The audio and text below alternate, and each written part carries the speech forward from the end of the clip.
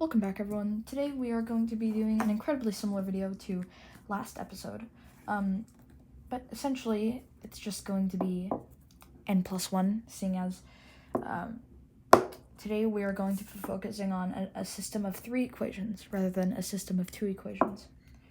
And obviously this will be done matrix style, because that's just what we do here. So I've set up a little page here so that I won't have to waste any time in doing so. This is all basic here, so there was no need to go through this. This is what we covered in the previous episode. I would recommend for you to watch that again. Or if you haven't watched it, I would recommend for you to watch it. Anyway, we arrange the data in this format. This is an equivalent way of expressing this data because if you do dot product multiplication, it's -1 multiplied by x, -1 multiplied by x, plus c plus 2 multiplied by y minus 1 multiplied by z is equivalent to 9. And same thing applies to all 3 of these rows. So then we substitute it in for this equation where these two are vectors.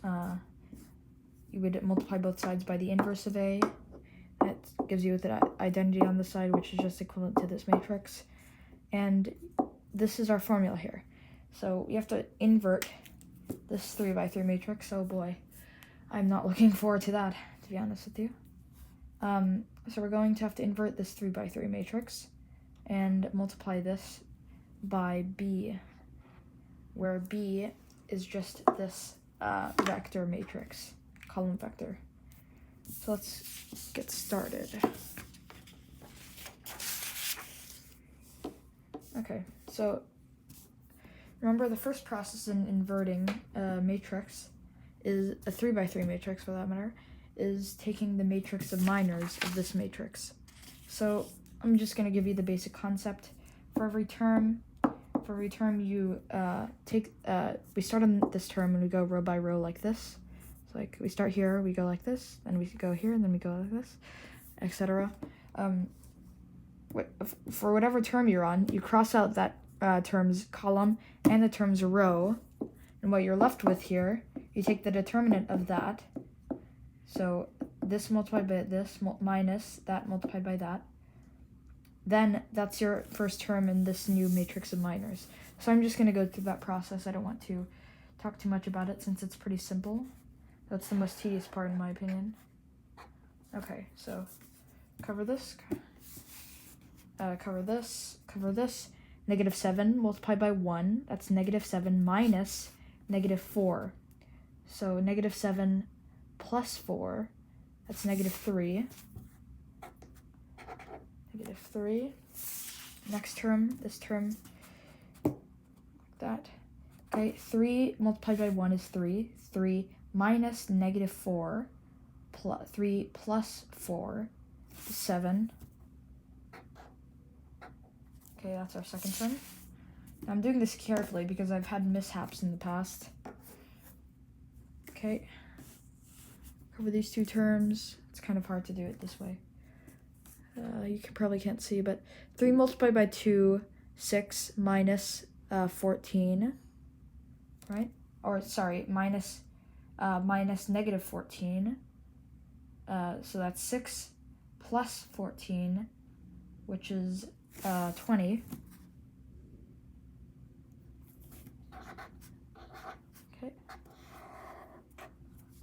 Okay, next term, this term. 2 multiplied by 1, that's 2, minus -2, that's 4,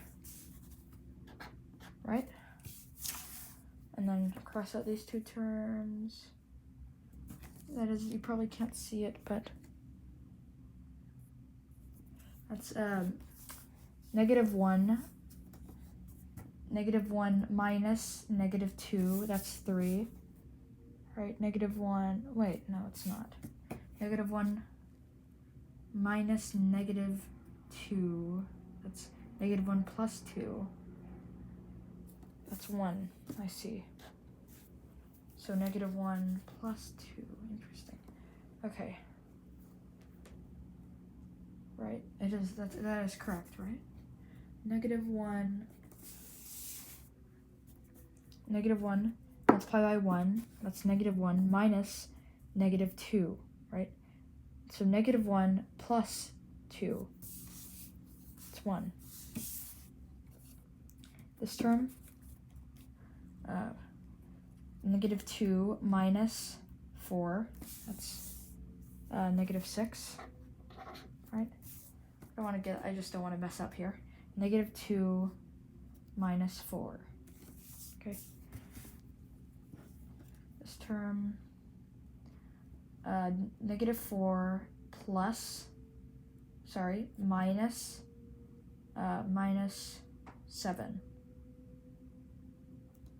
Negative 4 minus 7, that's negative 11. Okay.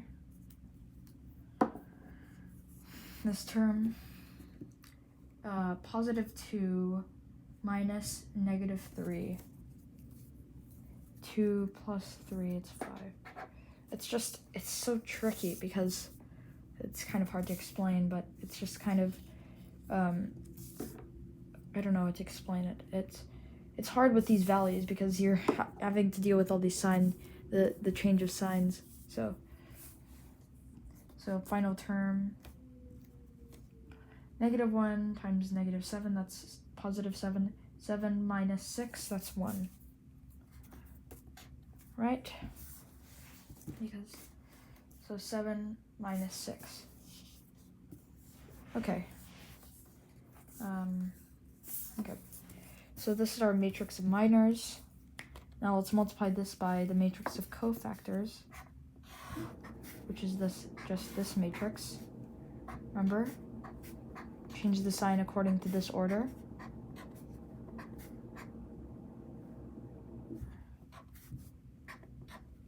And then just distribute it across. It's not truly multiplying, it's just distributing these across each term like that. So it's our answer. This is an important one. It's negative 3, negative 7, positive 20 still, negative 4, 1, 6, negative 11, negative 5, 1, and that is our cofactor, matrix of cofactors. And if you don't understand what I'm saying, then I would recommend going back to my video a while ago, well, maybe about a day ago, on inverting a 3x3 matrix, because that will help you exponentially.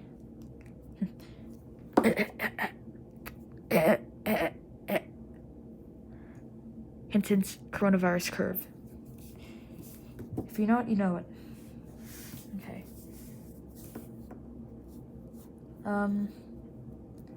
So now what you want to do is you want to convert this to, you want to take the adjoint of the cofactor matrix. So the way you do that is you flip these terms across this diagonal. So let's do that. And if you still don't know what I'm talking about, go back to my video for sure, if you haven't seen it. But if you have and you still don't understand, I would recommend looking at it again. So the diagonal would stay the same, right? So negative 4, negative 7, negative 11, 20. Oh, I wrote this really badly. 6, negative 5. Okay, so that's our adjoint. So that's the adjoint of A. Okay, so now we want to find the determinant of A. So the determinant of A is just this term multiplied by this term plus this term oh, sorry, wrong.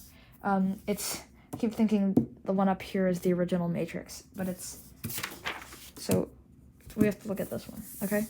So it's just this term, the first term here, multiplied by this term this term multiplied by this term, plus this term multiplied by this term, plus this term multiplied by this term. So that would be it. So let's evaluate that real quick. So that is 4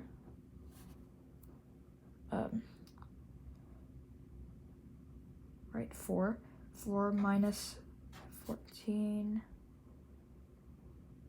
right, minus 14 minus 20. Let's simplify that.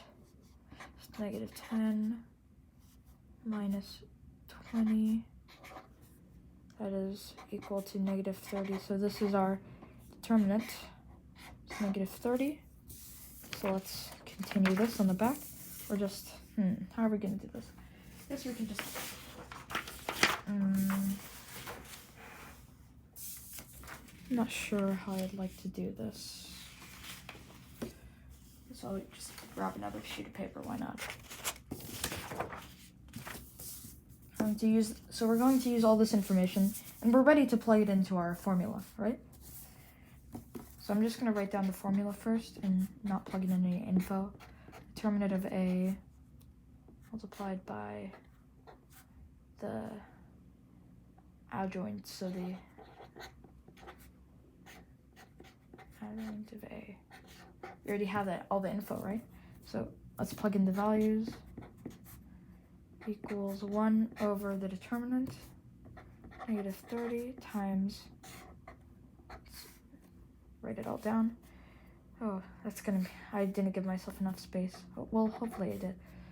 Negative 4, negative 11, negative 7, 1, negative 5. Oh, we have enough room, that's good. For once. So that's our adjoint. So now we distribute this term all across, okay? So, okay. Let's just simplify now. So this becomes positive. Negative 1 over 30 multiplied by negative 3. That's positive 1 over 10. Positive 1 over 10. Okay.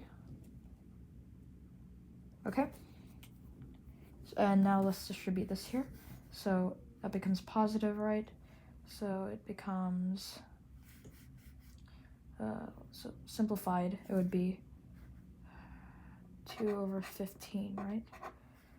You can't simplify that more. Okay, so this again becomes positive. So you can't simplify this one at all, fortunately.